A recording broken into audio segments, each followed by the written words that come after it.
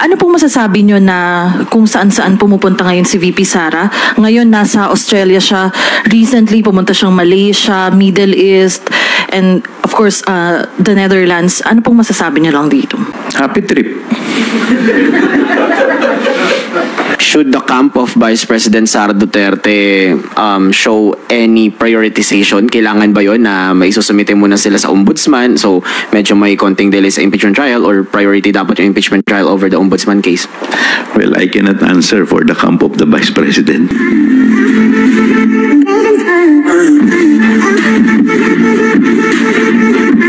Good morning po, Kong. Today po yung deadline ng Senate Impeachment Court sa kampo po ni VP Sara sa inisyu na writ of summons. Do you expect her camp to comply? Yun naman po yung normal process dahil binibigyan sila ng non-extendable period of 10 days to file their answer, at kami naman ay bibigyan ng non-extendable period of 5 days to submit our reply. So, I think magko-comply naman sila. Ano pong significance ng compliance ni VP Sara dun po sa writ of summons? Well, malaking bagay po to dahil sa normal po na proseso, pag nagkakanda ka ng pre-trial, nakapaloob dito sa mga answers yung kanilang mga ebidensya, yung mga depensa, at pag nagkanda ka ng pre-trial, dun minamarkahan yung mga exhibit ninyo, mga annexes ninyo.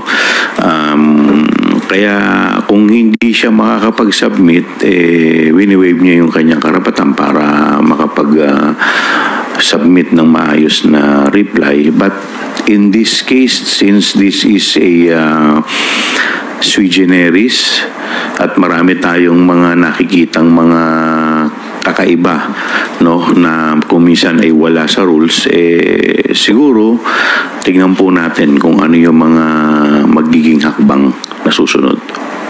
Pero po, meron po bang magiging epekto sa House Prosecution Panel ang non-compliance ni VP Sara sa writ of summons?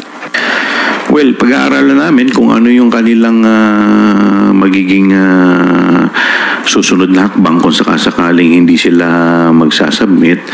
Pero kami sa prosecution, tuloy-tuloy lamang kami, at kung ano man yung magiging aming susunod na hakbang, sisiguraduhin namin na hindi ito makakaapekto sa aming pagpepresenta ng mga ebidensya.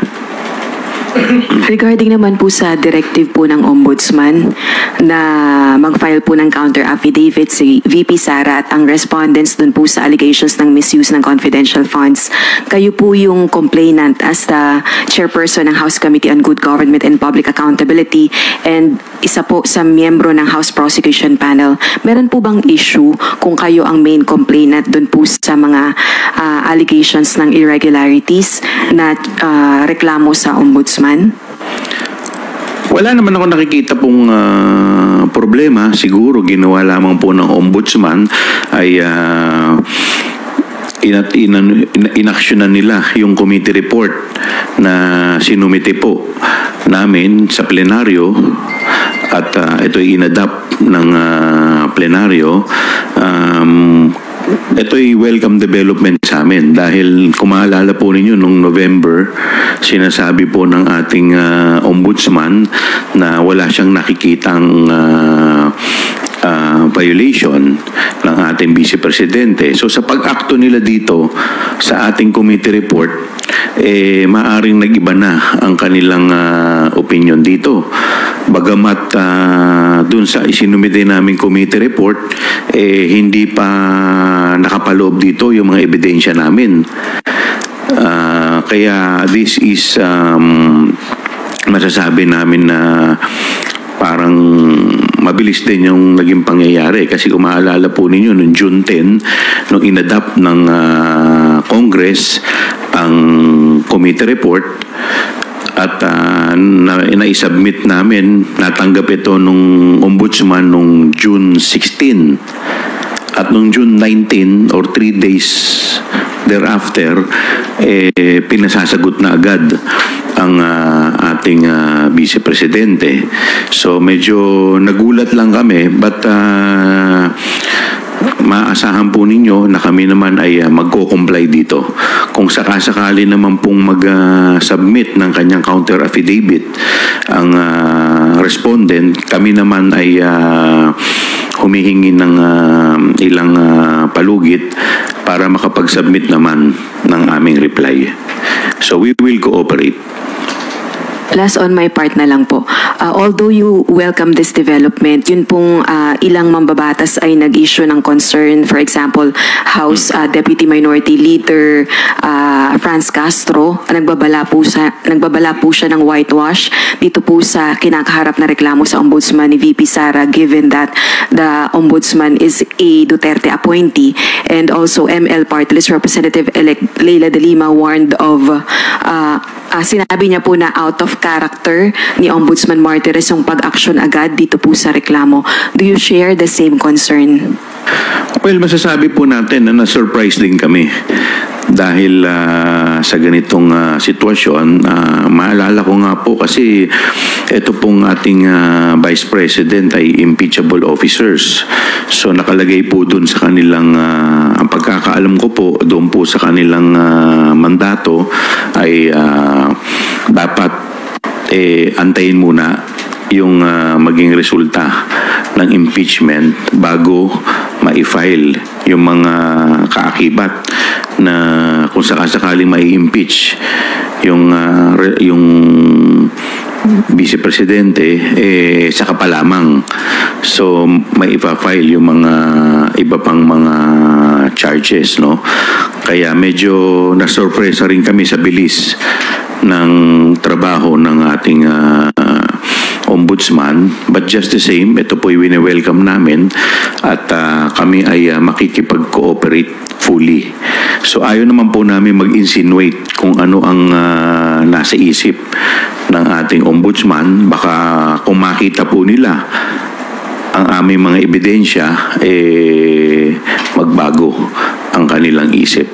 But the mere fact na inadapt nila yung aming committee report, ang hindi pa man din naka-attach dun yung mga ebidensya, ibig sabihin po nun, malamang nakikita po nila, meron na pong probable cause.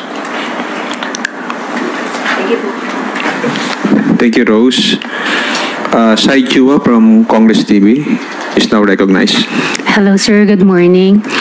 Sir, balik Po yung pwedeng mangyari dito sa usad dito sa Ombudsman, itong case nga, against Vice President Sara Duterte? Well, to be honest with you, nung base po dun sa ating pagkakaalam po, dapat may fact-finding investigation pa po muna dapat ito eh. So, from there, saka lamang yung preliminary investigation. So, normally, pagka ganyan po, may committee report, ang gagawin po niyan, yung field investigation office nila, magkakandak ng fact-finding investigation. Kukunin lahat ng mga ebidensya, i-gather lahat, bago pa lang magpo-proceed sa preliminary investigation. So, ito po parang nawala na yung fact-finding investigation, nag-proceed na agad sa preliminary investigation. But just the same, kami naman ay siyempre tayo naman makikipag-cooperate fully sa kung ano man ng nais ng ating Ombudsman at mabigyan kami ng pagkakataon na makapag-submit ng aming reply at mga ebidensya na dapat na naka-attach dito po sa ating yung committee report na tinreat nila as complaint. So sir, tingin natin parang minamadali ito ng Ombudsman at bakit po kaya? Ayoko naman pong mag-speculate, no? Pero tayo naman basta tayo, we will cooperate fully. Opo, and last na lang sir, paano po ba makaka-apekto itong gagawin yung pag-comply sa Ombudsman dito naman sa preparation nyo for the impeachment trial? Well, Well, kung mapapanood sana nung ombudsman yung impeachment, baka at least dito sa impeachment, medyo marami pa silang madidiscover na ebidensya. Mas maganda for us, di ba? But just the same, kung talaga namang ipupursigi agad nila to, so kami naman, kahit naman sabay, makikipag-cooperate naman po kami. We will make sure na pareho yan, ay aatinan po namin. Opo, last na po, sorry sir. Para lang mas maintindihan ng ating mga kababayan, kapag sabay umusad yung impeachment trial at dun sa dun nga sa proseso sa ombudsman, ano po yung maaaring maging parusa sir sa pag na-convict si VP Sara, kung sakali lang sa impeachment trial at kung ma-convict din siya dito nga sa proseso naman ng ombudsman, just for context lang po sa ating mga kababayan, kasi baka sabihin nila bakit may dalawang proseso pang nagaganap, para lang maintindihan yung pagkakaiba nung magiging resulta kung sakali. Okay. Sa impeachment trial po, dalawa lamang ang po pwedeng maging sentensya dyan. Unang-una, tanggalin siya sa kanyang sa kanyang posisyon, at pangalawa, yung tinatawag po natin perpetual disqualification to hold public office, removal at saka perpetual disqualification. Yun lang po ang po pwedeng maging desisyon dito po sa impeachment. Dito naman po sa ombudsman, hindi naman po siya dyan makukonvict kung hindi filing. Ifa-file po sa Sandigan Bayan. So, kasi pagka salary grade 27, pina-file po yung kaso sa Sandigan Bayan, at doon po, parang ang ombudsman po, parang yan ang piskal. Yan ang tatay yung piskal, titignan ko may probable cause yung kaso o may basihan, at pagkatapos po niyan, pag nakita po nila na may probable cause o may basihan, isasampa po yan sa Sandigan Bayan para magkaroon po ng trial. So dito po, ang magiging sentensya na po dito sa Sandigan Bayan, it's either kung mapatunayang wala kang sala, ma-acquit ka, or kung meron, meron po itong kaakibat na imprisonment. Thank you po. Salamat, Mela. Let's hear the next questions from Tina Panganiban Perez of GMA 7. Good morning po, sir. Sir, clarification lang yung sinasabi niyo na na-sorpresa kayo. Were you referring to the committee or the prosecution panel? Dun sa ombudsman. Well, nasurpresa po kami sa mabilisang aksyon. Yes, sir. No, I mean, the question is, sino yung kami? Is that the committee Prosecution po. Opo, prosecution. Sir, And the committee. Lahat po naman nagulat Opo. Sir, si PBBM po recently, sinabi niya na hindi siya nakikialam sa impeachment proceedings. Masyado na raw siyang maraming inaasikaso as president. Ano pong masasabi niya doon? Ang impeachment po ay constitutional duty ng Senado at ng Kamara. Hindi po dito saklaw ang ehekutibo.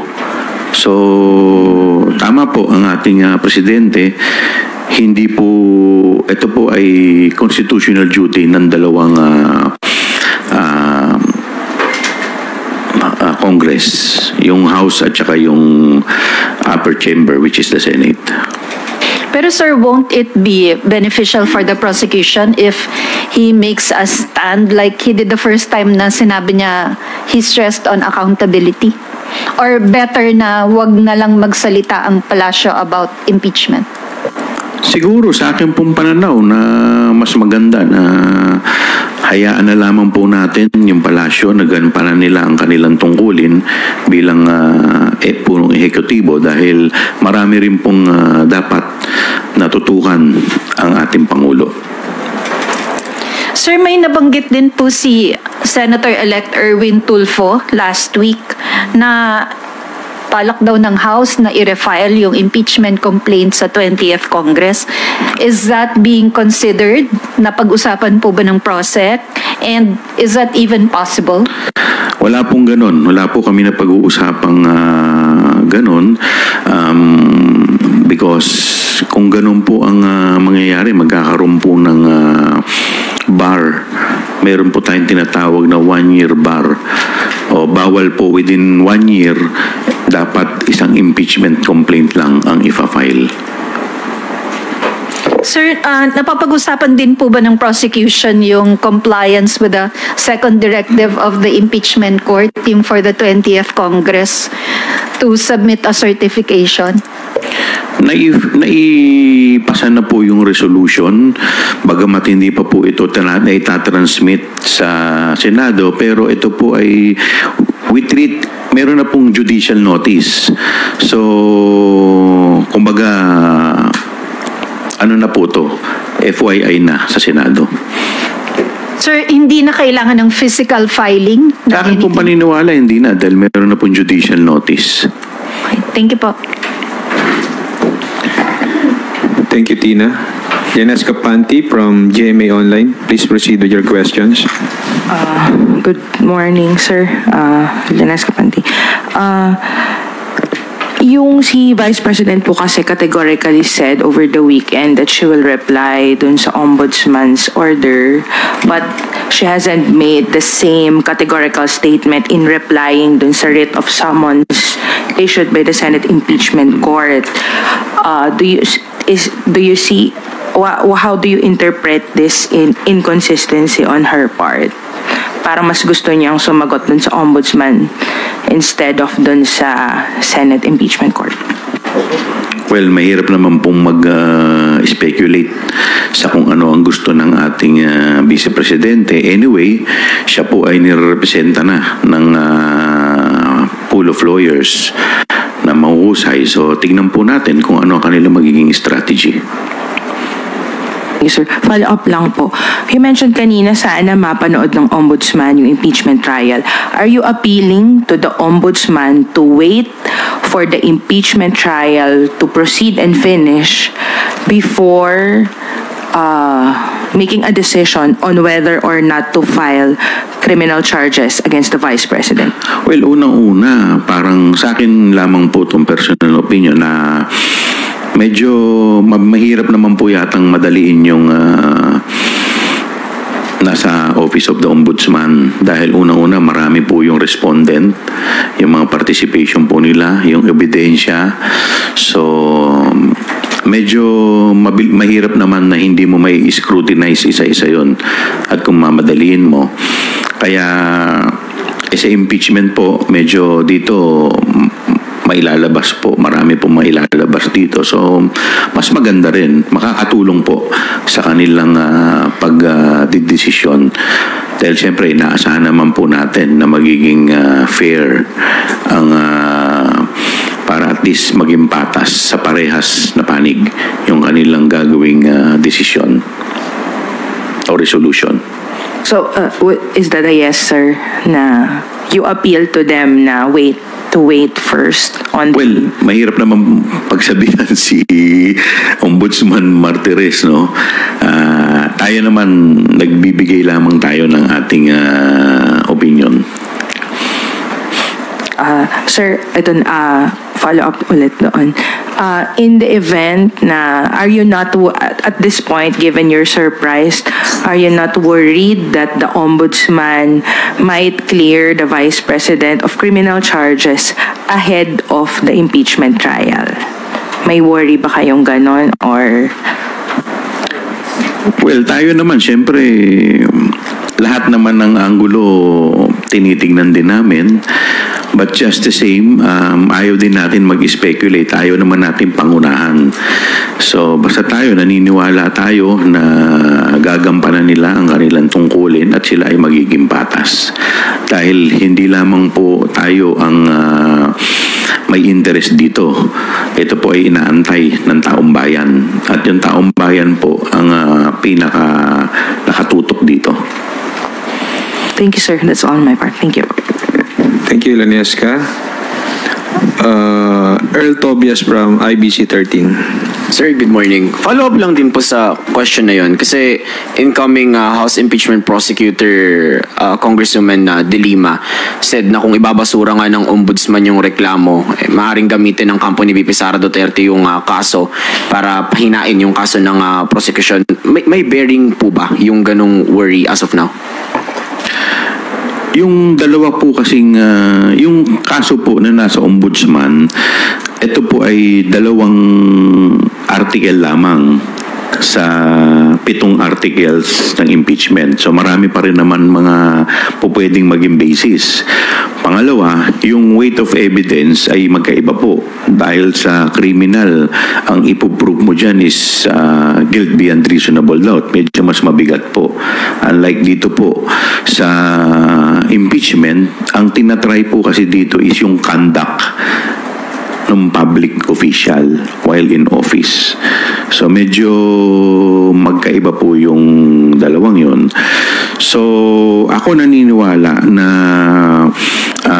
bagamat marami ang nag-worry, pero kung makikita lamang ng ating kagalang-galang na ombudsman ang ebidensya dito po ay baka magbago po ang kanilang isip. Follow-up, sir. At welcome development nga po itong ginawa nila kasi kung maalala ninyo, noong November, sinasabi po ni Ombudsman Martires na wala siyang nakikitang acts na dapat pa nilang imbestigahan. Ngayon, sa committee report pa lamang, wala pang naka-attach na ebidensya. Binigyan na nila agad ng pansin. At mabilis. Sir, on that other side of the matter lang din, sabi nyo nga po, mahirap naman na pangunahan yung ombudsman with their process. If at any case, the ombudsman find enough evidence and file before the Sandigan Bayan cases versus BP Sara Duterte na halos kasabay ng impeachment trial, would that now strengthen the cases and the articles of impeachment to be presented by the prosecution team? Well, kung ifa-file, edi mas lalong mabigat yun dahil sabi ko nga, mas mabigat ang hinihingi ng criminal case dahil guilt beyond reasonable doubt to. So kung makikita nila na may probable cause, so ibig sabihin, mas mabigat. Last na lang, sir. For the record, nabanggit na rin po ito sa mga committee hearings natin during the OVP and DepEd confidential funds. Pero bakit po nire-recommenda ng committee ang kasong plunder versus BP Sara Duterte? Because the amount involved, 612.5 million. So sa plunder kasi 50 million lang, pwede ka nang masampahan ng plunder. This is way beyond the threshold. Thank you, Earl. Alan Gatus from GMA DCBB.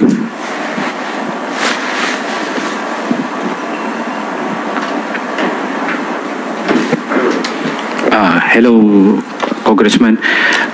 Sabi niyo nga ayaw niyong pangunahan kung ano man yung magiging desisyon ng ombudsman. Pero kung sakali ba na mabasura itong kaso na sinisimulan na ngayon ng ombudsman na talakayin dahil nga pinag-comply na itong kampo ni BP at sakali na mabasura, wag naman sana yung kaso, may ibang paraan pa ba na pwedeng gawin ang kampo ng prosecution at the same time hindi kaya ito papasok sa double jeopardy dahil nakapagsampa na ng reklamo? Well, para pumasok sa double jeopardy, dapat na ka na muna, na-arraign ka na So, hindi naman to papasok sa double jeopardy. But, of course, it will create an impression to the public, diba?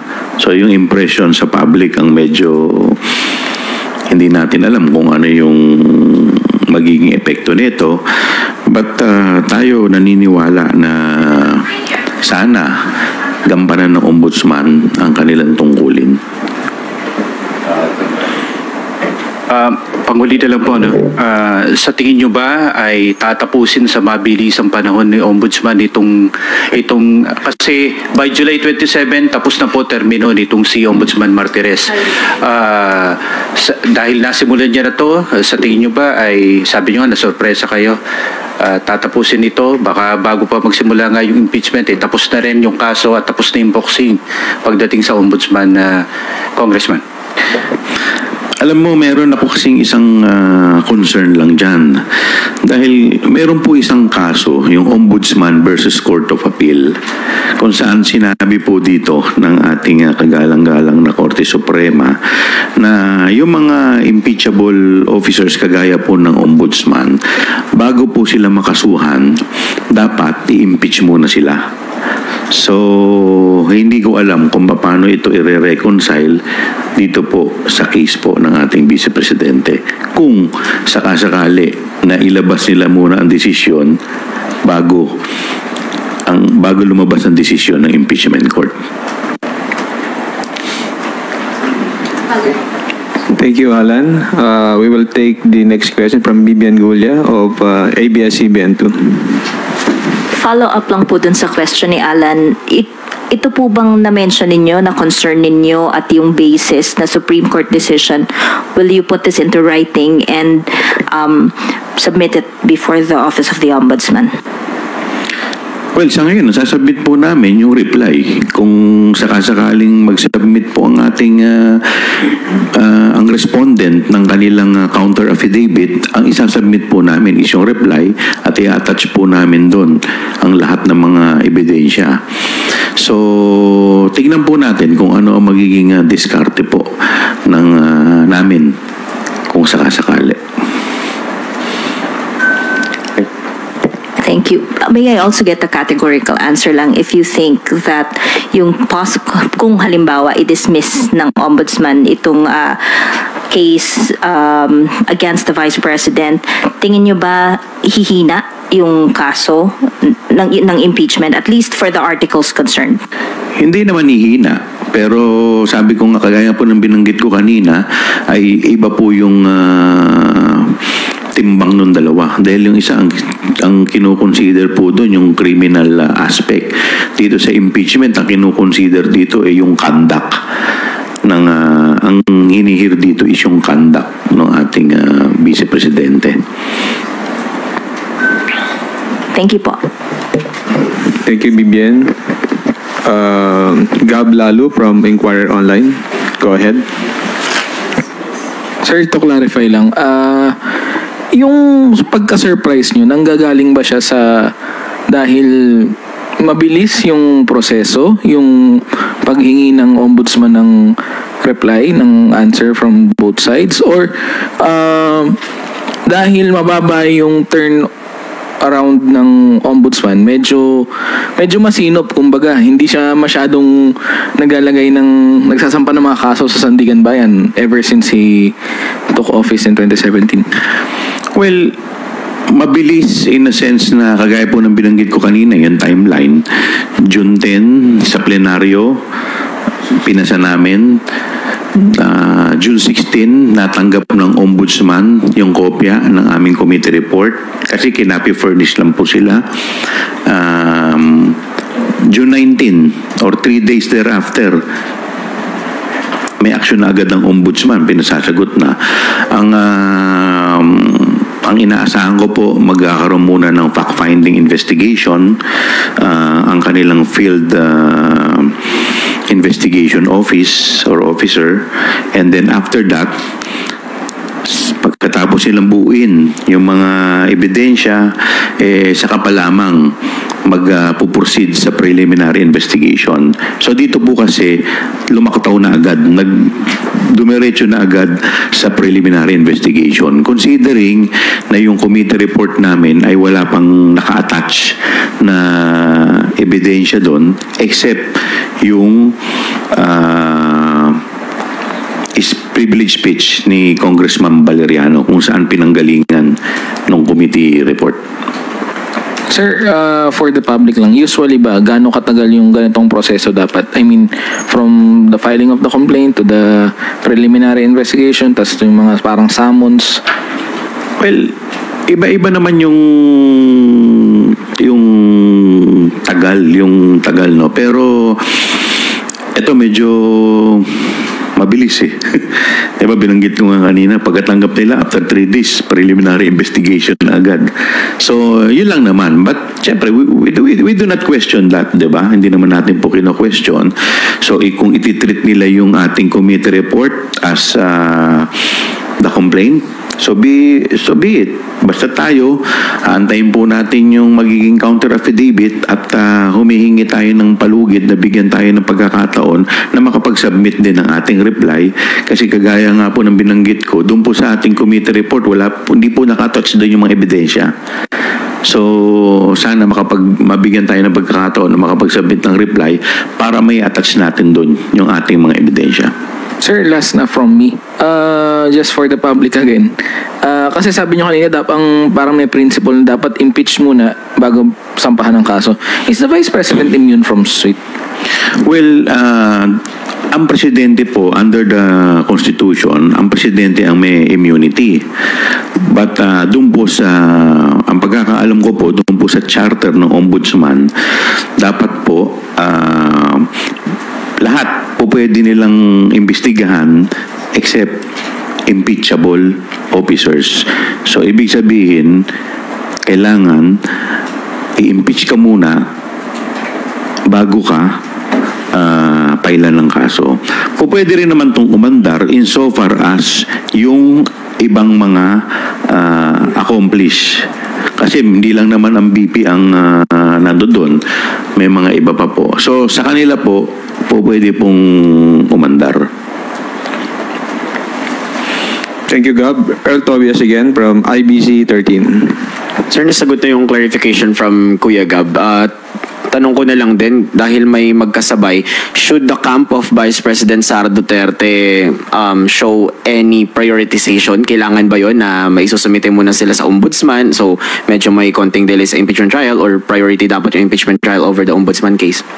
Well, I cannot answer for the camp of the Vice President. Thank you, Earl. Lena Escapanti, go ahead. Sir, circling back lang to my question, since you cited the jurisprudence, would you say that the ombudsman waiting for the resolution of the impeachment trial before making a decision on filing criminal or administrative charges against the Vice President and the rest of the OVP personnel is grounded or provided for by law? Would that be a fair statement? Insofar as the other respondents, except for the Vice President, pwede naman pong umabante. But dun po sa Vice President, hindi pa muna siya, unless and until lumabas yung outcome, yung resulta ng impeachment, that's the only time na po pwede siyang makasuhan. Otherwise, like for example, sa kaso po ng dating Chief Justice, po pwede naman dapat di parehas na sinabay yun. Diba? So, ganoon din sa ibang mga naging impeachable officials except the President. So, kaya nga po naglalagay ng impeachment proceeding . So, ito muna. Diba? Yes, sir. Go ahead, Mela. Sir, sorry, isa lang pahabol. Ano pong masasabi nyo na kung saan-saan pumupunta ngayon si VP Sara? Ngayon nasa Australia siya, recently pumunta siyang Malaysia, Middle East, and of course, the Netherlands. Ano pong masasabi nyo lang dito? Amid all this happenings. Happy trip.